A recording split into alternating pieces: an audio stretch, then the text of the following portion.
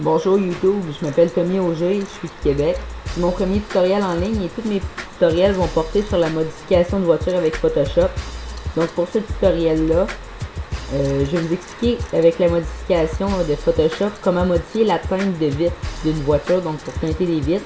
Après ça, je vais vous montrer comment changer la couleur d'une auto. Donc premièrement, vous allez vous ouvrir une image. Donc vous allez dans Fichier et Ouvrir. Vous choisissez une voiture qui a déjà une couleur de préférence, que ce soit plus facile.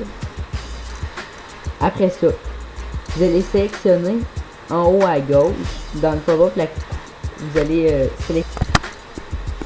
Donc vous allez dans Images, Réglages, Teinte et Saturation, et là dans l'onglet qui va vous ouvrir, vous allez pouvoir jouer avec la couleur. Donc vous sélectionnez en haut à gauche la couleur de votre voiture, dans ce cas là c'était rouge, et après ça vous pouvez jouer avec la couleur. Donc comme vous pouvez voir, je modifie la couleur, au lieu d'être rouge, là, il est rendu dans les tons jaune or.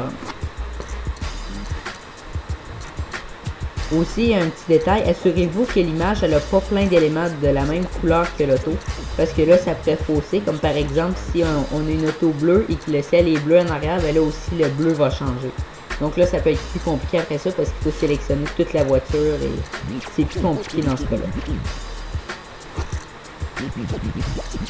Donc maintenant on va teinter les vitres de la voiture. Pour faire ça, vous allez sélectionner l'outil lasso magnétique. Vous pouvez aussi le faire avec le lasso polygonal, mais là ça va être moins précis que si on le fait avec le lasso magnétique. Donc vous sélectionnez les contours et le plus possible essayez de ne pas sélectionner la couleur de la voiture.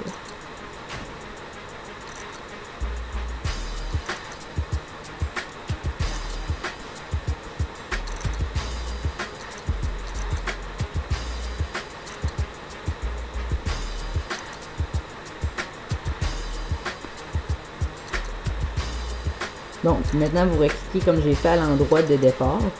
Et après ça vous allez créer un calque par copier. Donc il va venir s'ajouter au-dessus de l'autre.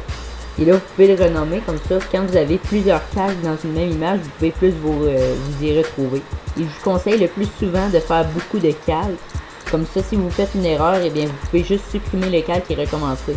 Tandis que si vous le faites tout sur la même image, ça va moins vite. Donc maintenant, comme vous voyez, j'ai été dans les panneaux de configuration, j'ai été encore dans Images, Réglages, sauf que ce coup-ci, j'ai été dans la teinte et contraste, donc luminosité et contraste. Donc là, on a un petit jeu qu'on peut faire, mais si on veut vraiment y aller plus intense, on retourne au même endroit qu'au début, dans Images, Réglages, mais là on va dans teinte et saturation.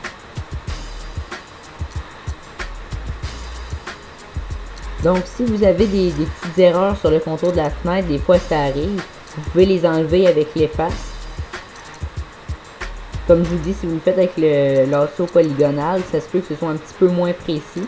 Ça va être un petit peu plus carré à certains endroits, tout dépendant comment vous y allez.